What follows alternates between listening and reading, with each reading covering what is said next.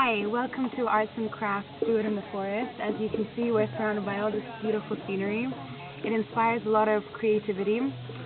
And today's show, we are going to learn how to light your own ring on fire. As you can see, you start off with a candle, a 1.5 inch diameter. Very basic. I'm sure you can find it in Safeways. Also an assortment of different colors and varieties of balloons, along with some scissors, some crazy with the K crazy glue, and some of these, which you need to tie plastic twisty ties. Thank you very much. Thank you to the audience. Very helpful. And a little something sharp. And we start off by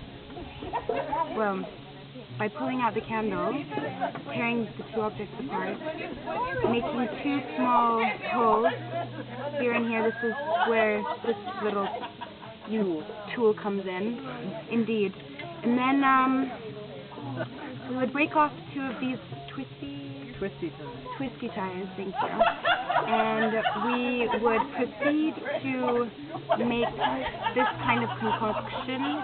Twist, thank you. Thank you very much. And we twist and we twist some more. And the two holes that we would have made by now, we proceed to pull it through and around and make a nice little neat knot on the inside of the circular space. We would then proceed to cut and shed our balloons.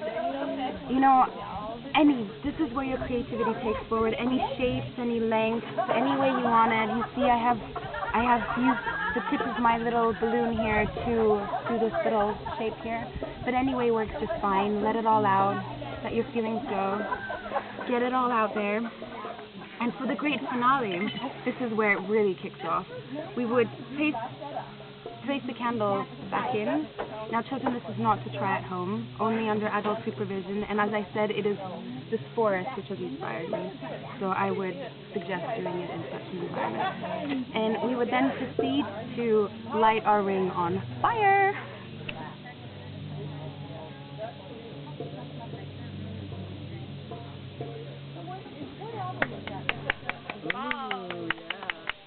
Wow. Wow.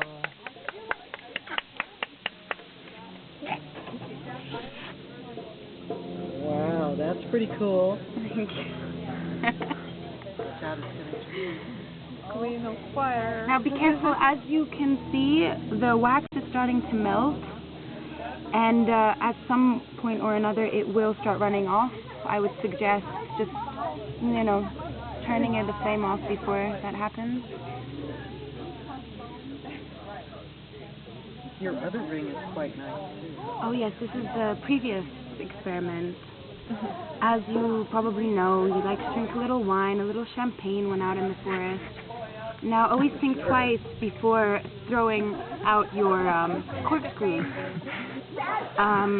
sure to take this part out. The cork.